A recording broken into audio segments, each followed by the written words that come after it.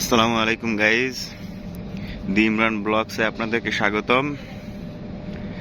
দেখুন, আমি আজকে খুব সকাল সকালই আসছি একটু ক্রিকেট খেলার জন্য, কিন্তু আজকে মাঠের যে পরিবেশ তাতে করে মনে হচ্ছে যে খেলা হবে না।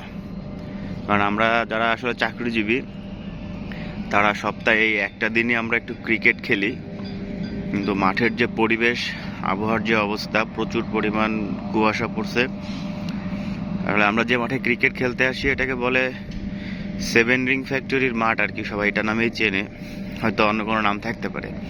তো এই যে মাঠ দেখা যাচ্ছে, মাঠে আসলে কিছু বোঝা যাচ্ছে না যে কি অবস্থা।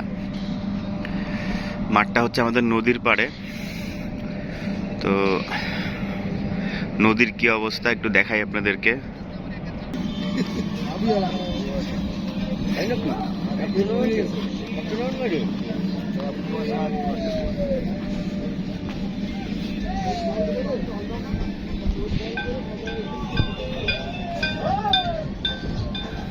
বন্ধুরা, এটা কিন্তু একটা নদী, রূপসা নদী আর কি নামে চেনে সবাই, কিন্তু আসলে নাম হচ্ছে ভৈরব নদী।